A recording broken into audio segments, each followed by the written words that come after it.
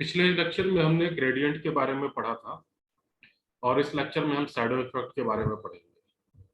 सो कल इंट्रोडक्शन हल्का फुल्का मैंने बताया था कि सीडीएसएस में जो शैडो इफेक्ट होता है वो दो तरीके से कर सकते हैं। बेसिकली एक टेक्स्ट शैडो के इफेक्ट के बारे में पढ़ेंगे और दूसरा बॉक्स शैडो के इफेक्ट के बारे में हम पढ़ेंगे। So let us start with the text shadow. So first thing is a text shadow. तो टेक्स्ट शैडो में हम एग्जांपल के थ्रू सॉल्व करते हैं। Let us an example.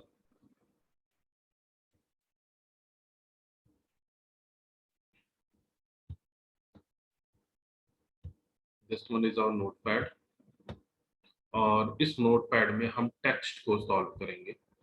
Means how we can say that and text effect. So सबसे पहले मैं एक सिंपल सा प्रोग्राम बनाता हूं और उस प्रोग्राम के बाद हम लोग देखेंगे कि क्या हमारा ये साइड इफेक्ट किस तरीके से वर्क कर रहा है ना। स्टार्ट राइट कि हम सबसे पहले एक अपना नॉर्मल एचटीएमएल पेज बनाते हैं। So this one is the HTML tag, close that HTML tag, add after that title shadow effect। Title को हमने क्लोज किया, आफ्टर दैट हेड को क्लोज किया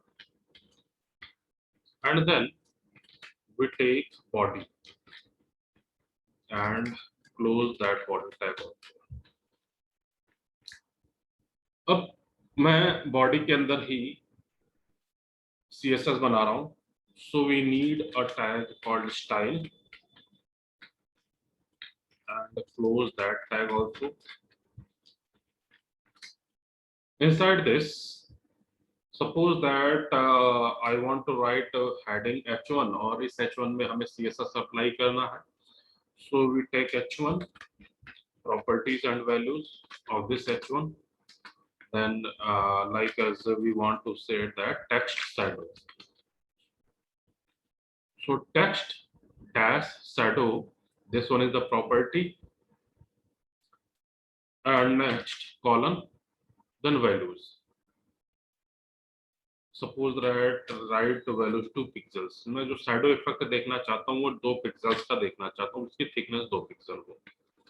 स्टाइल क्लोज किया, आफ्टर स्टाइल मैं h1 ले रहा हूँ और इस h1 टैग के अंदर मैं कोई कंटेंट लिख रहा हूँ, आई एम फाइन, और इस h1 को हम लोग क्लोज कर दिया। सेव कर रहे हैं प्रोग्राम को।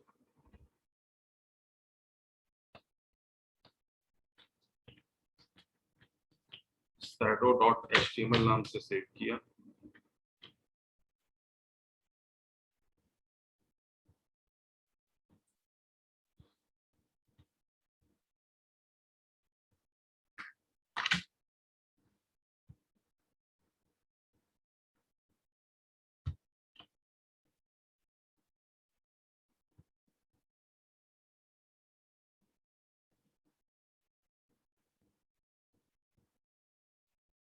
नाउ मैं शेयर कर रहा हूँ, this one is your output. तो यहाँ पे देखिए कि केवल अभी हमारा हेडिंग लिखा हुआ आई एम फाइन, इसमें हमारा कोई शैडो इफेक्ट नहीं आ रहा है। ठीक है, तो शैडो इफेक्ट नहीं आ रहा। चलिए हम एक बार फिर से कोड पे चलते हैं। This one is our code और इस कोड के अंदर हमने जो CSS लिया था प्रॉपर्टीज टेक्स्ट शैडो और इसकी वैल्यू 2 पिक्सल्स लिया था। चलिए एक और पैरामीटर ले लेते हैं, अगेन 2 पिक्सल्स। अब इसको हमने सेव किया और सेव करने के बाद आउटपुट स्क्रीन की तरफ चलते हैं और ये हमारा प्रीवियस आउटपुट था। अगेन मैंने इसको रिफ्रेश किया, देखिए ये हमारा टेक्स्ट शैडो आ गया,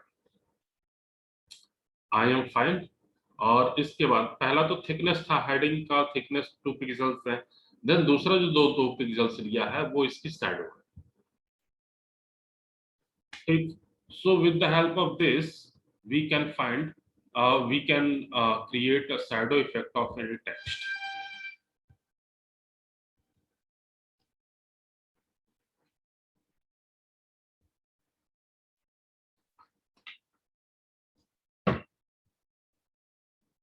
नेक्स्ट अभी जो हमारा बाय डिफॉल्ट कलर था वो क्या था कि हमारा ब्लैक ही था। अब मुझे साइडो के इफेक्ट के कलर को कुछ और देना है, जैसे red, green, blue, yellow, orange, कुछ भी देना है। Then we can also add that colour effect into our code.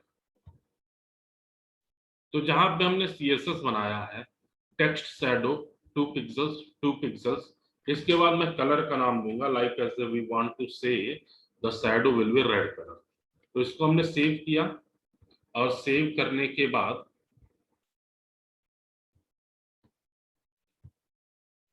हम आउटपुट स्क्रीन पे आ रहे हैं, और इसको मैं रिफ्रेश कर रहा हूं। देखिए जो आपका शैडो है वो अब रेड कलर हो गया।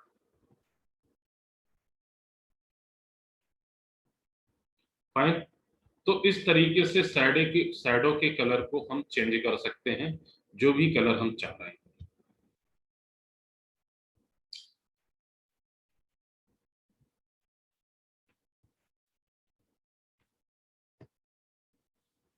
ठीक है। अभी देखिए जो भी आउटपुट है हमारा वो एकदम क्लियर है, कोई ब्लरिंग नहीं है।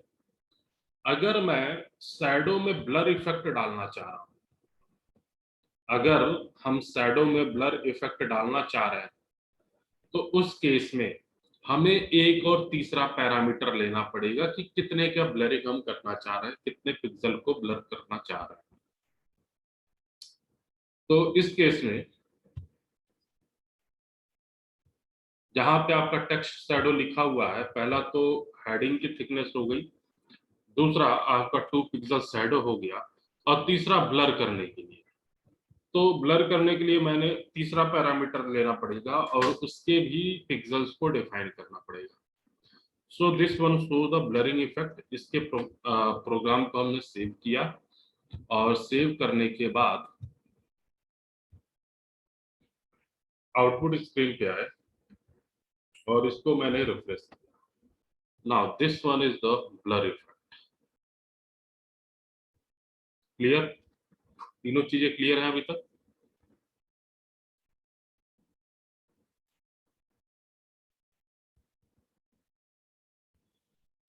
तो इस तरीके हाँ से सर। शैडो लिया, शैडो के कलर को लिया, देन शैडो में हमने ब्लरिंग अप्लाई किया। तो ये तीन कहानी हमारी टेक्स्ट शैडो के साथ हो गई। नाउ अब हमारा अगला आता है कि ये तो हमारा नॉर्मल कहानी थी। अब इसके बाद हम देखेंगे कि किस तरीके से टेक्स्ट को ओवरफ्लो कर सकते हैं, अंडरफ्लो कर सकते हैं, टेक्स्ट को रैप कर सकते हैं, लाइन को ब्रेक कर सकते हैं, और राइटिंग मोड में लिख सकते हैं, राइटिंग मोड ऑन कर सकते हैं या ऑफ कर सकते हैं। तो ये सारी कहानी हम इसमें देखेंगे। So in this case we will see text overflow, word wrap, word break, and writing mode. Word wrap क्या होता है कि जैसे आप एक्सेल सीट में है, एक्सेल सेल का साइज है, और मैं कंटेंट लिखते चला जाता हूं जो एक्सेल सेल के साइज से बड़ा होता है, तो जितना तो स्पेस है उतना दिखेगा, बाकी सारा डिसेबल हो जाएगा। तो जब हम रैप मोड में डाल देंगे तो पूरा टेक्स्ट वहीं से ब्रेक कर जाएगा। जैसे ही सेल की साइज खत्म होगी, वो वहीं से ब्रेक करके फिर से न्यू लाइन में आ जाएगा। तो ये हमारा टेक्स्ट रैप कहलाता है या वर्ड रैप कहलाता है। तो एक एक करके शुरू करते हैं। सबसे पहला है टेक्स्ट ओवरफ्लो। तो टेक्स्ट ओवरफ्लो में हमारा ये है कि जैसे मान लीजिए कि एक हमारा बॉक्स बना हुआ है, और इस बॉक्स के अंदर this is some long text that will not be fit in the box, लेकिन हम पूरा का पूरा नहीं लिखना चाह रहे हैं। तो इस केस में we can add ellipse, means dot dot dot form, like as a कि यहाँ पे कोड देखिए आप लोग, this one is the code. ये अच्छा, इसको हम करते हैं, करने के बाद देखेंगे। पहले एग्जांपल में हम करते हैं, उसके बाद थियरी में क्या लिखा हुआ है ये चीज ऑटोमेटिकली हमारी आ जाएगी।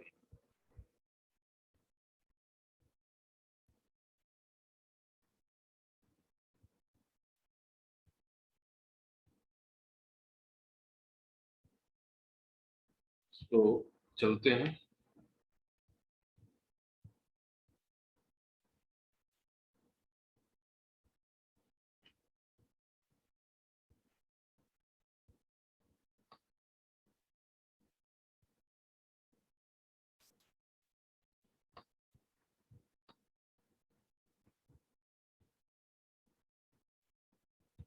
where code this one output. ठीक, now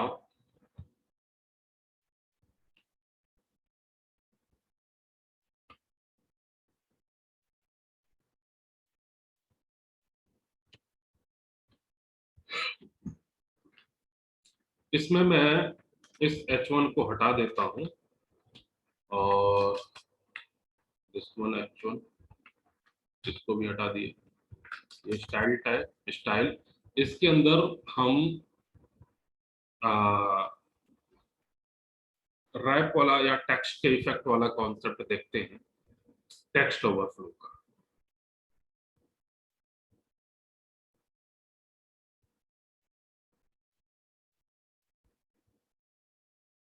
तो अभी मैं एक काम कर रहा हूं कि इसमें एक मैं पैराग्राफ बनाऊंगा। पैराग्राफ के लिए हम टैग यूज करते हैं p। तो वी टेक css, या फिर हम एक css क्रिएट कर रहे हैं पैराग्राफ के लिए, so we write p dot associations, और मैं कोई एक यूजर डिफाइंड टैग बना रहा हूं टेस्ट नाम का। Then we give the property and values. ठीक, इसमें हमने लिया, सपोज करिए कि उसकी विड्थ, जो पैराग्राफ है, पैराग्राफ की विड्थ हमने लिया 200 पिक्सल्स। उसके बाद हमने बॉर्डर ले लिया और बॉर्डर की प्रॉपर्टी हमने दिया कि भाई 1 पिक्सल्स होना चाहिए और सॉलिड होना चाहिए, साथ साथ में रेड कलर भी होना चाहिए। ये सारी चीजें हम पढ़ चुके हैं। उसके बाद हमने लिया ओवरफ्लो क्या होना चाहिए, ओवरफ्लो, और इसकी वैल्यू हम दे देंगे कि ओवरफ्लो अभी हमारी हो जाएगी। ठीक, और ओवरफ्लो के बाद टेक्स्ट ओवरफ्लो।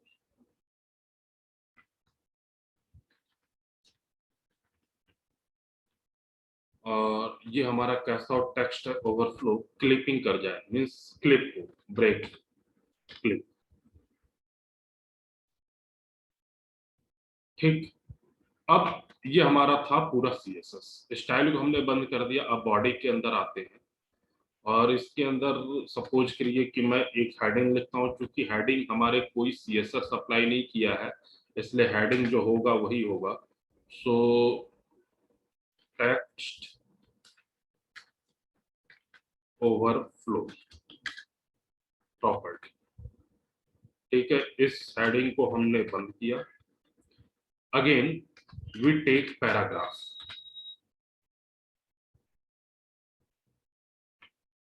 ठीक है, और इस पैराग्राफ में मैं कुछ लिखता हूं लाइक एज कि गिवन पैराग्राफ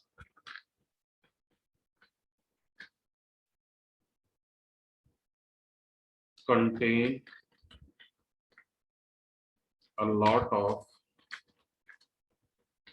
numbers और कैरेक्टर, कुछ भी जो आपका मन करे, that will not fit in this boundary, anything in this boundary। ठीक, और इस पैराग्राफ को मैंने कर दिया बंद। तो अभी देखिए इस पैराग्राफ में भी हमारा कोई भी सीएसएस नहीं लगा हुआ। ठीक है ना, फिर से मैं हेडिंग लेता हूं। एक हेडिंग लिया, फिर से H2 और टेक्स्ट ओवरफ्लो हमने किया। यहाँ पे हम देखना चाह रहे हैं टेक्स्ट ओवरफ्लो हो रहा है कि नहीं हो रहा है। तो टेक्स्ट ओवरफ्लो, और इस H2 को हमने क्लोज किया। After that we will take paragraph P and we want to associate which CSS we have defined in the test। So P, और किस क्लास को हम एसोसिएट कर रहे हैं, तो जो हमने टेस्ट बनाया हुआ है। ठीक, और सेम चीज जो हमने यहाँ पे पैराग्राफ के लिए लिखा हुआ है, इसको कॉपी किया और वही चीज हमने यहाँ पे लिख लिया। तो पहले वाले के केस में तो हमने जो सीएसएस प्रॉपर्टी डिफाइन किया हुआ है पैराग्राफ के लिए वो अप्लाई नहीं किया है, लेकिन दूसरे वाले के लिए हमने पैराग्राफ में सीएसएस की प्रॉपर्टी को अप्लाई कर दिया है। इसको हम प्रोग्राम को सेव करते हैं और सेव करने के बाद आउटपुट स्क्रीन पे चलते हैं। तो ये तो हमारा शैडो इफेक्ट वाला था, इसको हमने रिफ्रेश किया तो देखिए पहले वाले के केस में क्या था कि हमने कोई भी सीएसएस अप्लाई नहीं किया था, तो जितनी भी चीज हम लिख रहे हैं वो सारा एक सिंगल लाइन में बढ़ते हुए चला जा रहा है। और दूसरे वाले में हमने सीएसएस की प्रॉपर्टी को अप्लाई किया था, और सीएसएस की प्रॉपर्टी के अंदर जो भी चीजें हमने डिफाइन की थी, जैसे कि बाउंड्री होना चाहिए, बाउंड्री 200 पिक्सल्स विड्थ होना चाहिए, ठीक है, तो 200 पिक्सल्स विड्थ ले लिया। बाउंड्री हमारी कैसी होनी चाहिए, 1 पिक्सल्स की होनी चाहिए, रेड कलर होना चाहिए, सॉलिड होना चाहिए, लाइन की क्लिपिंग होनी चाहिए। तो ये देखिए 200 पिक्सल्स में जितना कंटेंट आना था सिंगल लाइन में उतना आया, फिर वो लाइन क्लिप हुआ, फिर अगले लाइन में आया, अगले लाइन में 200 पिक्सल्स में जितना कंटेंट आना चाहिए था वो आया, फिर क्लिप हुआ, फिर अगली लाइन में आया। तो ये हमारी पूरी कहानी चली क्लिपिंग की। इसमें मैं थोड़ा चेंज भी कर रहा हूँ, और चेंज कर करके आप लोगों को मैं दिखाना चाह रहा हूँ हर एक चीजें।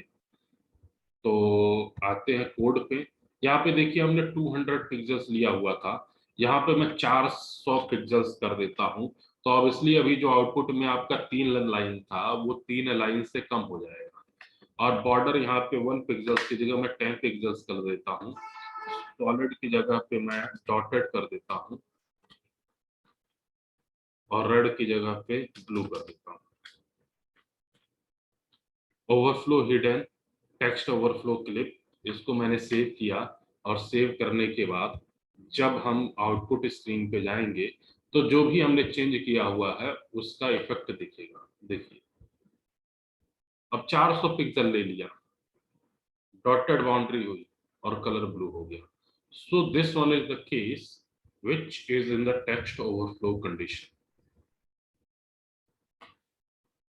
So this one is the text overflow. I think clear हुआ होगा आप सबको, या किसी को कोई दिक्कत है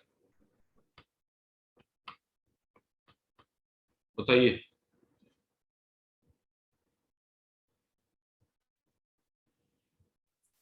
सर क्लियर है। Yes sir. ठीक, नेक्स्ट दूसरा था रैपिंग। तो रैपिंग में देखिए यहाँ पे देखिए very very very very very very long word लिखा हुआ है, और बाउंड्री हमने दिया है लेकिन रैप नहीं कर पा रहा है। तो रैप करने के लिए we use a wrapping tag. तो इसके लिए हम वर्ड रैप, देखिए यहाँ पे एग्जांपल में पैराग्राफ बनाया हुआ है, पैराग्राफ बनाया हुआ है।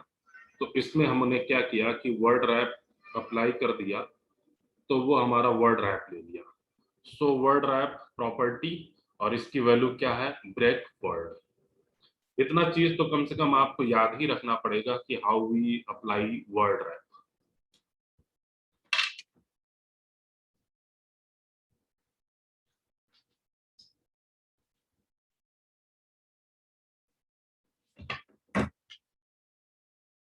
सो इसको करना शुरू किया जाए।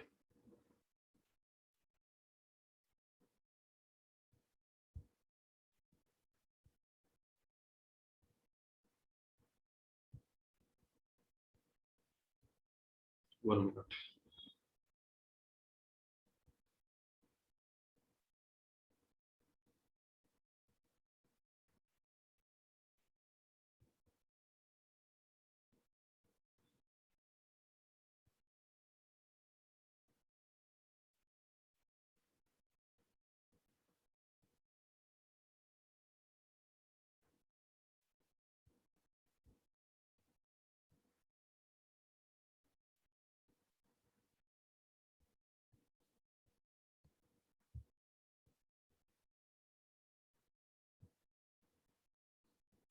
हाँ, तो अब देखिए इसमें वर्ड रैप में किस तरीके से हम काम करेंगे।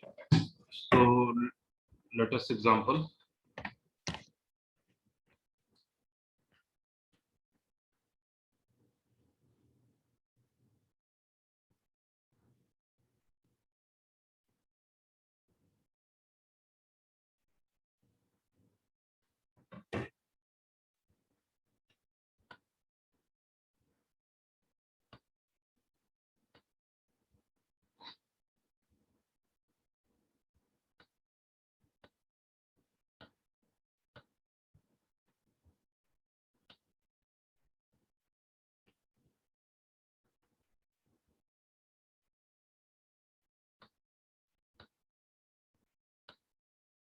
नोटपैड, और इसमें हमने एज इट इज रहने देते हैं, और विड्थ हमने 400 pixels, border 10 pixel dotted blue, और डॉटेड 1 पिक्सल्स तक डॉटेड ब्लू कर देते हैं ताकि अच्छा लगे देखने में।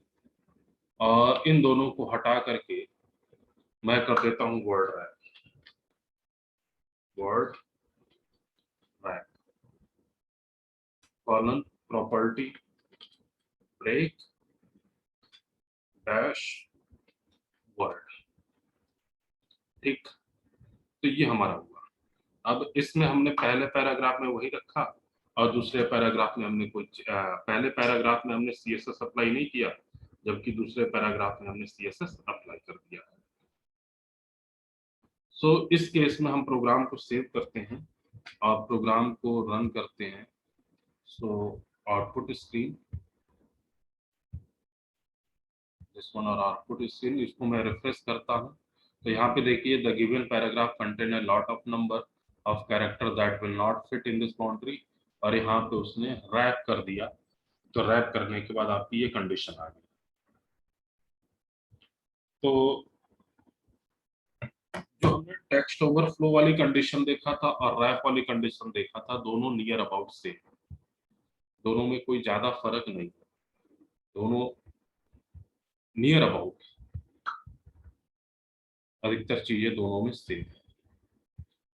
सो this one is the condition of word rap. तीसरा है वर्ड ब्रेक। सेम वही चीज है जो रैप वाली कहानी है। तो वर्ड ब्रेक में हमारा क्या है, यहाँ देखिए कि this is a paragraph contain some text, this line will break at hyphens. तो यहाँ पे कंटेन मीन्स सीओ, अगर आया तो सीओ को ले लेगा, और उसके बाद मीन्स जो हम लोग अलाइनमेंट फिक्स करते हैं ना, वर्ड फाइल की या टेक्स्ट फाइल की जो अलाइनमेंट हम फिक्स करते हैं, तो वो हमारा ये लेता है। तो सेम कॉन्सेप्ट जो हमने अभी वर्ड रैप में पढ़ा था वही कॉन्सेप्ट होगा, बस आपको वर्ड रैप की जगह पे वर्ड ब्रेक करना पड़ेगा, और वर्ड ब्रेक में वैल्यूज आपको कीप ऑल रखना पड़ेगा। कीप ऑल रखने का मतलब आपका पहला वाला आएगा, और जैसे ही मैंने ब्रेक ऑल कर दिया तो ब्रेक ऑल वाले में आपका दूसरा वाला ये जो बॉक्स बना हुआ है इसके अंदर की वैल्यूज आ गई। तो आप लोग खुद इसे करिए, और करने के बाद देखिए कि क्या ये सारी चीजें हो रही हैं। अगर होती हैं तो बेस्ट है, और नहीं होता है तो भी ठीक है। उसे जब तक आप लोग करेंगे नहीं तब तक नहीं सीख पाएंगे।